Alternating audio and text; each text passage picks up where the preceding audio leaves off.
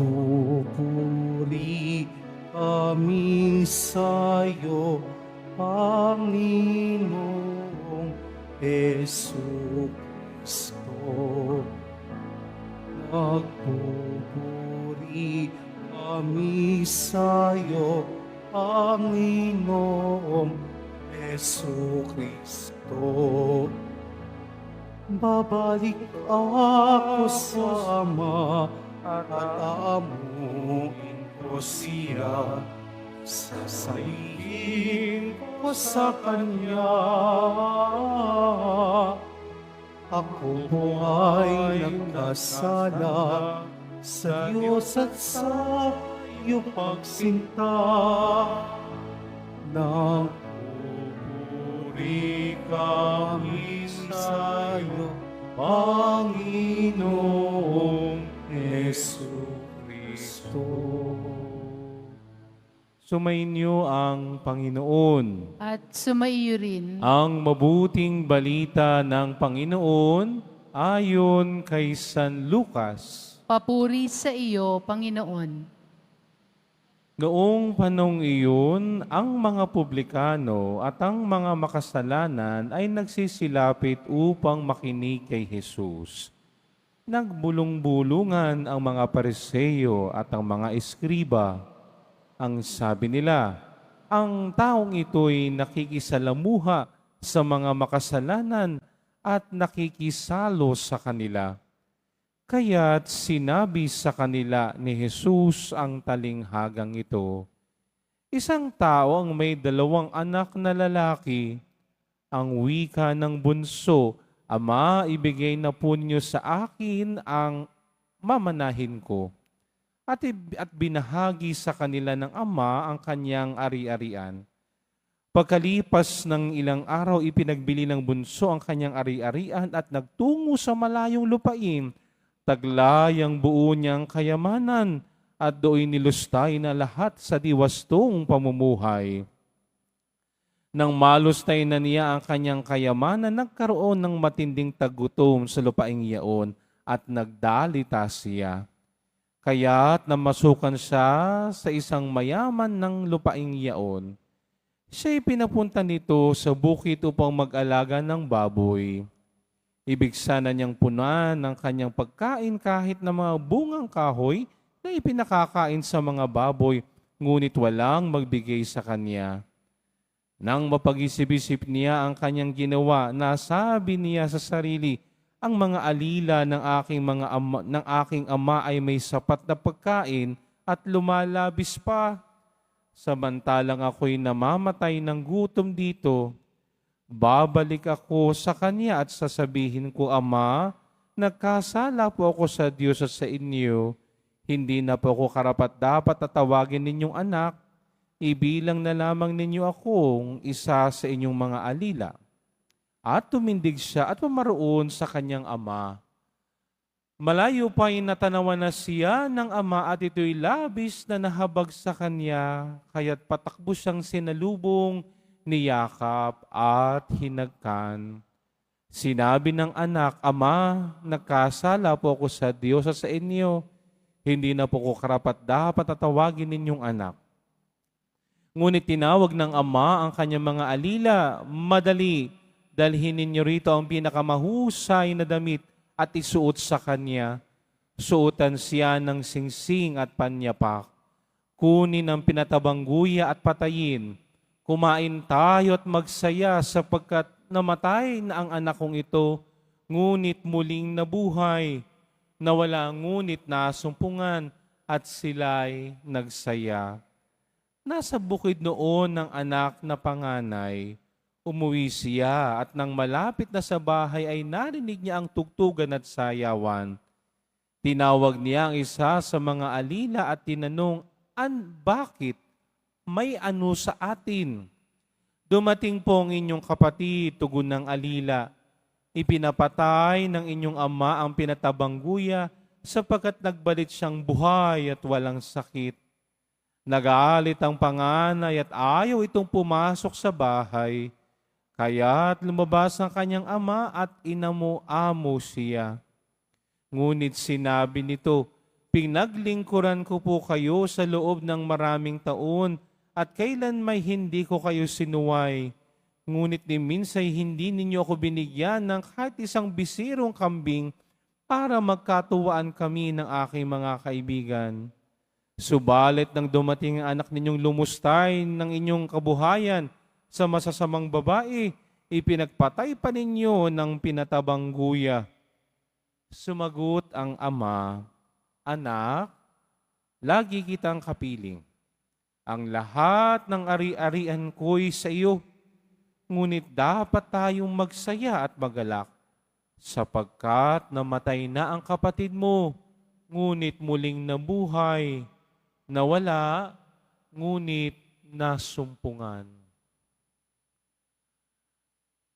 Ang mabuting balita ng Panginoon. Pinupuri ka namin, Panginoong Heso Kristo. Magsiupo muna po ang lahat. Magandang umaga po sa inyong lahat. Pakibati ang inyong katabi, mahal ka ng Diyos. Ayan. Tignan mo ang iyong katabi. Ayan.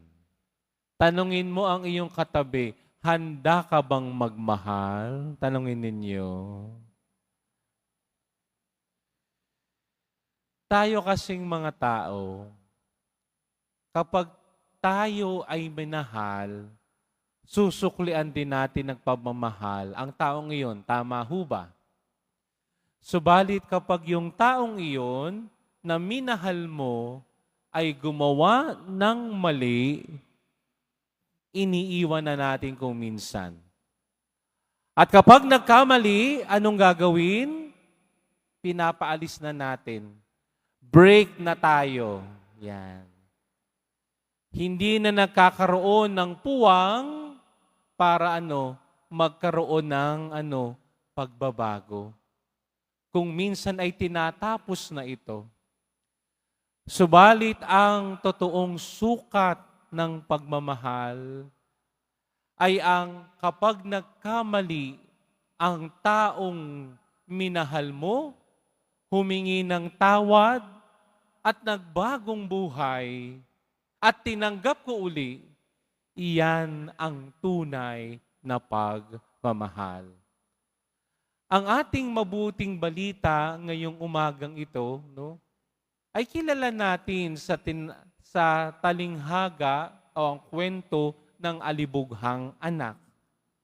Subalit kung ating pagninilayan ng maigi, hindi ito umiikot lamang doon sa alibughang anak at hindi rin ito umiikot doon kay kuya na napakatapat, kundi ang pinakapuso ng ating kwento sa araw na ito ay walang iba kundi ang mahabagin at mapagmahal na ama. Ay biruin ninyo, itong ama ay may 2 anak. At itong si Bunso, ano ang sabi? Ama, ibigay mo na sa akin ang aking mamanahin.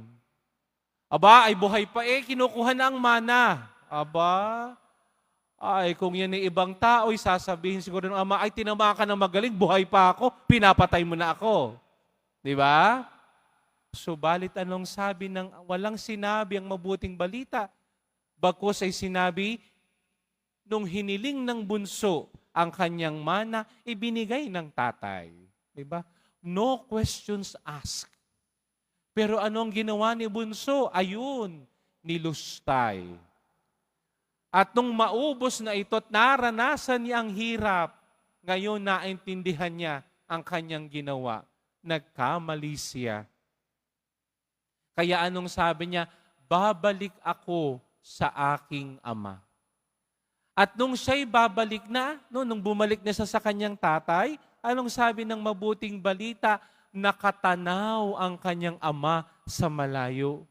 Ibig sabihin, naghihintay yung tatay sa pagbalik ng kanyang bunso. Diba?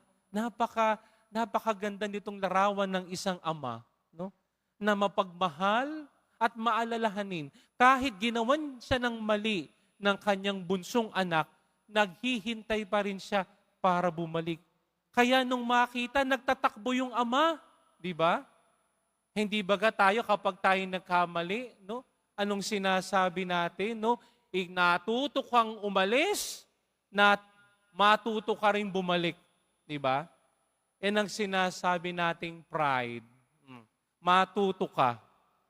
Pero kabaliktaran sa mabuting balita, hindi yabang ang pinakita ng ama, kundi awa at pagmamahal. Kaya nagtatakbo siya doon sa kanyang bunso. No?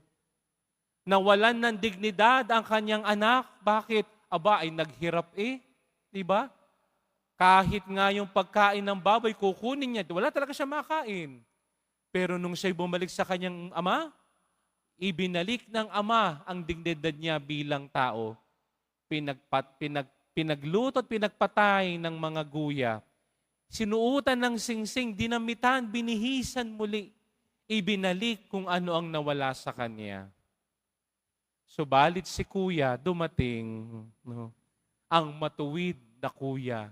Bakit? Aba, lagi siyang nada sa kanyang ama, na lagi na lang pag sinabi ng tatay, gawin mo to, ginagawa niya. Bilhin mo to, bibilhin niya. Nung magkaroon ng kasiyahan, nako, ay sumama ang loob. Di ba ga? Oy, bakit ako papasok diyan? No? Hindi ba ga, minsan ay gayon din tayo? Bakit mo ginawa yan doon sa kapatid ko? Ayan na may siraulo. O bakit mo ginawa yan? Samantalang ako'y lagi nandito, no? Pag sinabi mo, ginagawa ko kagad. Samantalang itong kasama kong ito na walang ginawa, kundi puro kawalang yaan, pinagdiwang mo pa. Napakatuwid. Anong sabi nung tatay? Anak, ang lahat ng akin ay sa'yo. Di ba? Ano? Yung akala nung kuya, walang-wala siya, pero anong sinabi ng tatay? Ang lahat ng akin ay sa'yo. Ang nakita lang ni kuya ay yung nangyari sa kanyang kapatid. Ang nakita lang niya yung maling ginawa ng kanyang bunso, pero hindi niya nakita ang kabutihan, ang habag at pagmamahal ng kanyang ama. Napakaganda ng unang pagbasa mula sa aklat ni Propeta Mika. Sabi ng unang pagbasa ay ganito, ang Diyos ay tapat sa kanyang pag-ibig sa atin. Ang Diyos, lagi niyang ipinakikita ang kanyang pagmamahal at awa sa akin. Banal man tayo o makasalanan, ibinibigay niya ang kanyang pagmamahal. At dahil sa pagmamahal na yan, lalo tigit tayo makasalanan, binibigyan ako at binibigyan tayo ng puwang ng Diyos. Tayo magbalik loob sa Kanya. Parang ganito ho yan taas ang kamay ng may mga aso dito o pusa, taas ang kamay. Ayan. Ay hindi ho baga. Kapag inyong sinasaktan ng inyong mga alaga, o ito may pusa, o ito may aso, anong gagawin sa inyo? Abay, kakagating ka niyan. Hindi yan aamo sa iyo. Pero kapag yung alaga nating pusa o alaga nating aso, pinakitaan mo ng kagandahan, no? Inamo-amo mo, no? Lagi mo siyang binibigyan ng pagkain kapag nakakagawa ng tama, aamo yan sa'yo, at lagi kanyang ipagtatanggol. Ganyan ang nakikita kong larawan ng unang pagbasa. Ang Diyos, ibinibigay niya ang kanyang pagmamahal para ano? Hindi lang para amuin tayo, kundi para tignan ang sarili ko, tignan ang pamumuhay ko, tignan ang mga kasalanan ko, itakwil ang mga kasalanan ko, at ako ay bumalik sa Kanya. Kaya nga napakaganda ng salmong tugunan, ang ating mahabaging Diyos ay nagmamagandang loob. Biruin ninyo, sino ditong walang kasalanan, taas ang kamay? Di bagay lahat ay may kasalanan. At ang sabi ng banal na kasulatan ay ganito, ang bunga ng kasalanan ay kamatayan. Tingnan mo yung katabi mo. Tingnan niyo yung katabi niyo. Di ba buhay pa yan? Bakit? Sapagkat nagmamagandang loob ang Diyos. Binibigyan ako at binibigyan tayo ng maraming pagkakataon para bumalik sa Kanya.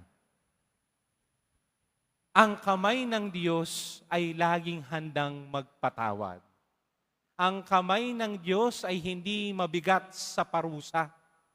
Ang gusto niyang mangyari sa pamamagitan ng Kanyang pagmamahal, sa pamamagitan ng Kanyang habag, ako at tayo ay babalik sa Kanya. At ito ang ipinakita sa ating mabuting balita, ang maahbagin at mapagmahal na Ama sa bunso at sa kuya. Yung kuya at yung bunso ay sumasalamin sa buhay ko at buhay natin.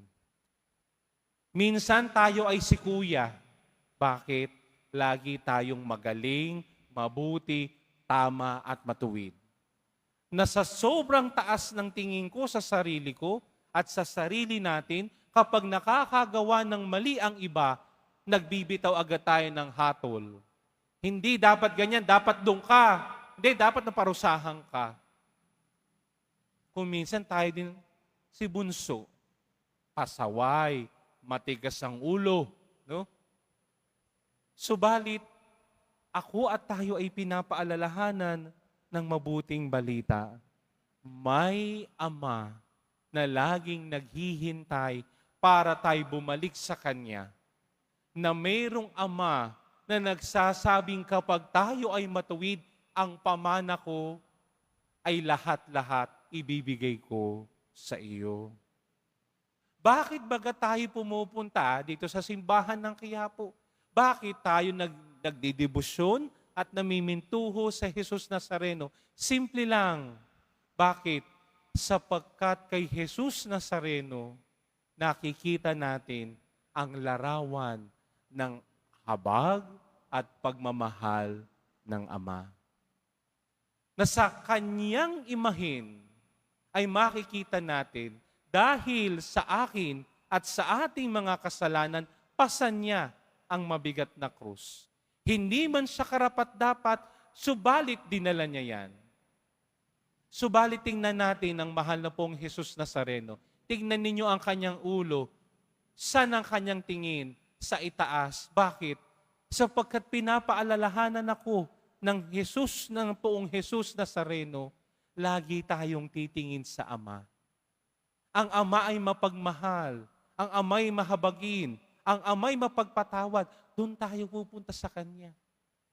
Inaanyayahan tayo, kaya tayo narito sa simbahan ng Quiapo, ay sapagkat inaanyayahan tayo ng Jesus. Inaanyayahan ako at inaanyayahan tayo ng Jesus Nazareno, bumalik tayo sa Ama. Sapagkat ang Ama ay mabuti. Ang Ama ay mapagmahal. Ang Ama ay napakamaawain. At ang Ama'y lagi tayong handang yakapin no matter who and no matter what I am. Kaya hindi ako magtataka, maraming nagdidibusyon sa Kanya. Kasama na si Father. Bakit? Sapagkat ang pong Jesus Nazareno ay hindi lang tumatawag, kundi nag-aanyaya, bumalik tayo sa Ama. Kaya sa ngayong panahon ng Kwaresma, yan ang matinding tawag sa akin at sa atin. Bumalik tayo sa Ama. Huwag tayong matakot. Kasama natin ang Jesus Nazareno. Isasama niya tayo papunta sa Ama. Sasamahan niya tayo sa ating tatay. Nandiyan ang Jesus Nazareno upang sabihin at paalalahanan ako, ang aking Ama ay mapagmahal. Ang aking Ama ay mahabagin. Hali kayo dito, sasamahan ko kayo. Nawa sa pagpapatuloy ng banal na misa ngayong umagang ito, na tayo'y nasa Sabado ng ikalawang linggo ng Kwaresma, huwag ika nating kakalimutan, bumalik tayo sa Ama. Handa niya akong mahalin, handa niya akong tanggapin, handa niyang ibuhos ang kanyang pagpapatawad, basta ako ay magbabalik sa Kanya. At ibibigay niyang lahat ang kinakailangang grasya, ang mana ng buhay ko, manatili lang akong tapat sa Kanya.